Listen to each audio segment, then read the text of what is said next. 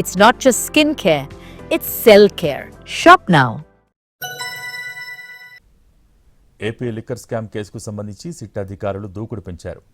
విచారణ తుది దశకు చేరుకున్న తరుణంలో మూడో అదనపు ఛార్జ్షీట్ దాఖలు చేయడానికి సిద్ధమయ్యారు. సెప్టెంబర్ 15న మూడో అదనపు ఛార్జ్షీట్ దాఖలు చేయడానికి కసరత్తులు చేస్తున్నారు.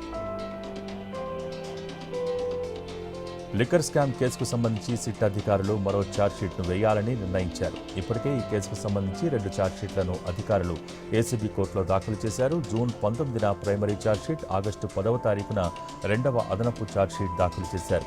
ఈ 2 ఛార్జ్షీట్లలో నిందితులు రాజ్ కేశిరెడ్డి, ధనుంజయ రెడ్డి, కృష్ణమోహన్ రెడ్డి, బాలాజీ గోవిందప్ప, సజ్జల శ్రీధర్ రెడ్డి, చాణక్య పాత్ర గురించి వివరించారు.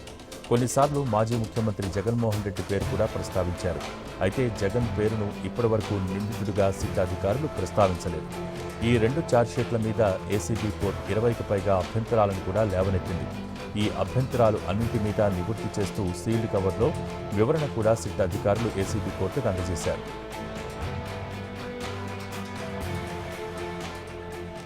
ప్రస్తుతం కేసు విచారణ తుది దశకు చేరుకుంది.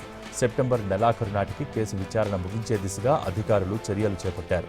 నిందితుల ఆస్తులను అటాచ్మెంట్ చేయడానికి ప్రభుత్వం అనుమతి ఇవ్వడంతో కోర్టు అనుమతి కోసం ప్రయత్నాలు చేస్తున్నారు.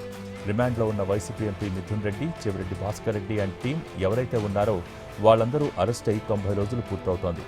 దీంతో వారికి బెయిల్ రాకుండా ఉండేలా చూడటానికి ఖచ్చితంగా సిట్ అధికారులు ఛార్జ్షీట్లు దాఖలు చేయాల్సిన పరిస్థితి ఏర్పడింది. దీంతో సెప్టెంబర్ 15వ తారీఖున 3వ అదనపు ఛార్జ్షీట్ దాఖలు చేయాలని అధికారులు నిర్ణయించారు. ఇప్పటికే ఈ కేసులో 12 మంది అరెస్టు కాగా మరికొందరిని అరెస్ట్ చేయాల్సి ఉంది. ఈ పరిస్థితిలో 3వ అదనపు ఛార్జ్షీట్ దాఖలు చేసే అంశం కీలకంగా మారింది.